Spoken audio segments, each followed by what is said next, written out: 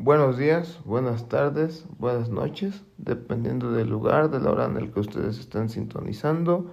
El día de hoy vamos a tratar la situación sobre Cuba, porque ahora resulta que en Cuba estaremos a merced de lo que suceda en el mundo, mientras que en Irán llegaban al otro extremo quienes plantean esta situación.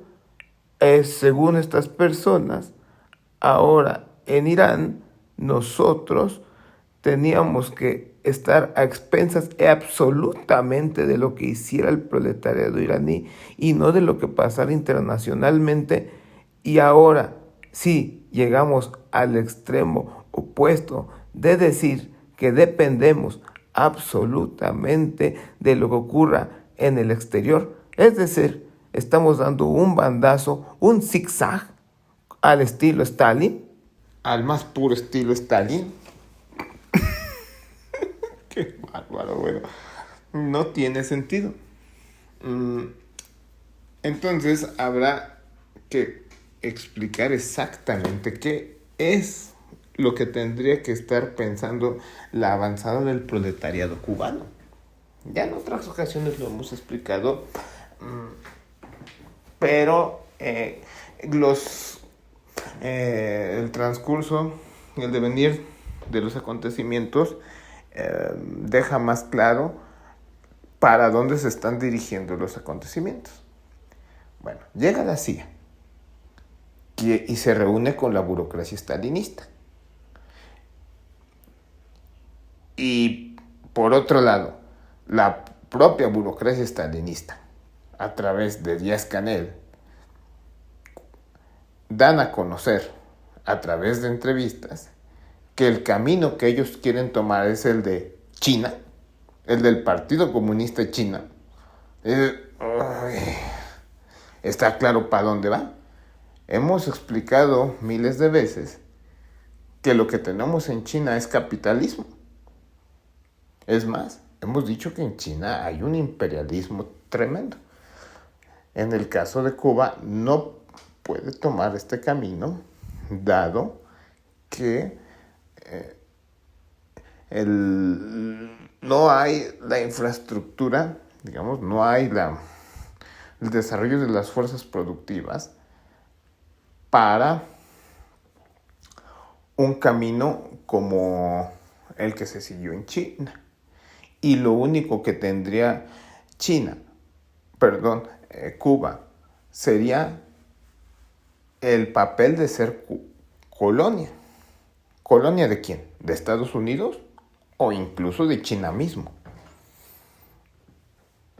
Nosotros no aceptamos este camino que está asumiendo la burocracia stalinista y nosotros no aceptamos que Cuba vuelva a ser colonia de quien quiera que sea el máster. Nosotros no creemos que sea lo más adecuado para la revolución. Nosotros tenemos que asumir las cosas como están. Es necesario una revolución política en Cuba de tal forma que nos deje el camino para la democracia obrera. Porque el problema de Cuba no ha sido solamente el aislamiento. El problema de Cuba es también la falta de democracia obrera.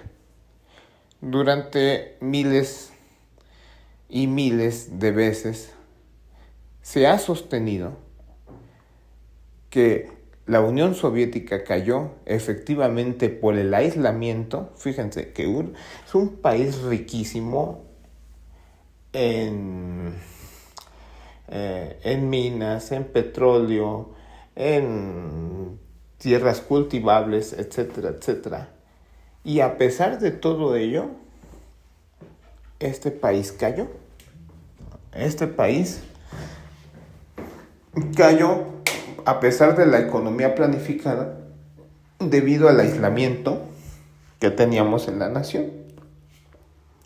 Y la falta de democracia obrera. Ahora imagínense cuán importante es la democracia obrera en un país como Cuba. O sea, lo extremadamente importante es más importante bajo las condiciones en las que se encuentra Cuba, la democracia obrera, dado que no hay nada de recursos naturales como sí lo hubo en la antigua Unión Soviética o incluso como lo hay en la actual imperialista China.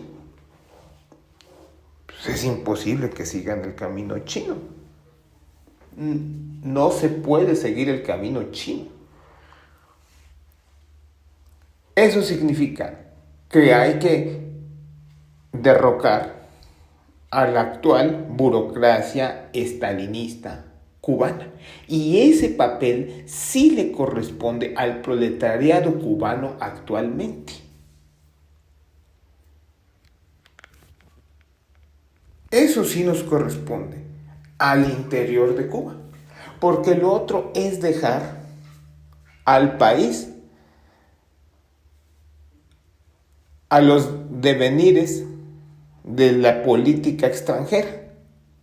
Es ilusorio creer que va a salir una insurrección en la defensa de Cuba simultáneamente en todos los países, al menos de América Latina, o ya ni te digo en otros países del mundo. Es verdad, se requiere principalmente del triunfo de la revolución socialista en Estados Unidos, de lo que no se quiere comentar. A cada rato nosotros decimos, no, es que la CIA, no, es que Donald Trump, no, es que, pues entonces aquí en manos de quién está el proletariado cubano en todo caso, en el extranjero. Necesitas de la solidaridad del proletariado estadounidense sobre todo. Además, Estados Unidos es un país riquísimo en petróleo. Sería negligente de nuestra parte olvidar estas riquezas naturales del país. El país es rico, vasto en recursos naturales. Estados Unidos, lo suficiente como para compartir con Cuba. No se trata de hablar de la iberósfera, porque cuando yo hablo que para defender a Cuba una situación de absolutamente países hispanoparlantes, pues parece que llegamos a la formulación de Armesilla y todo este tipo de gente charlatana. No, hay que tener mucho cuidado. Miren, si la evidencia vemos que toma una postura distinta a mis posturas políticas y yo no corrijo mis posturas políticas, lo único que muestran es que soy una persona soberbia, extremadamente soberbia. Lo único que puede explicar mantener posturas políticas que han sido rebasadas por los acontecimientos es mi poderosa soberbia, una soberbia superior a los acontecimientos que se están dando.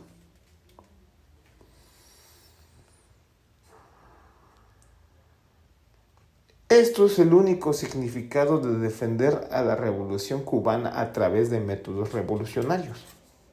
El estallamiento de una revolución política en Cuba. ¿O qué?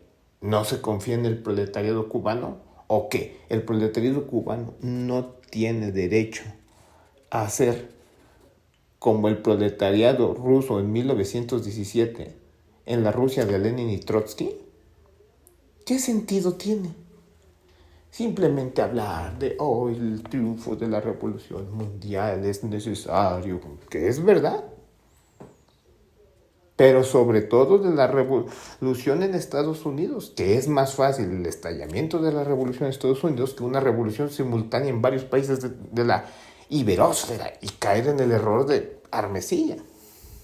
Que si el pueblo cubano no está deseoso de la democracia obrera, ay, por favor, basta con escuchar a la dinastía de los Castro, que no hace unos días desde Miami nosotros escuchamos a uno de ellos decir que el pueblo cubano estaba deseoso del regreso al capitalismo, etcétera, etcétera, etcétera.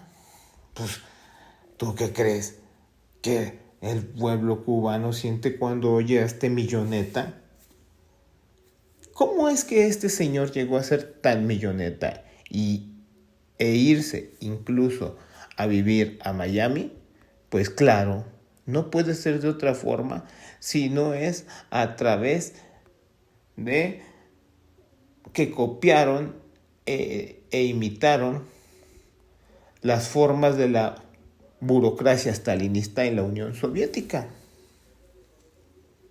Yo recuerdo que en el libro de Rusia, de la revolución a la contrarrevolución, Ted Grant señalaba que al final de la revolución, los hijos de los burócratas estalinistas vivían de una forma opulente y abstraídos de la realidad.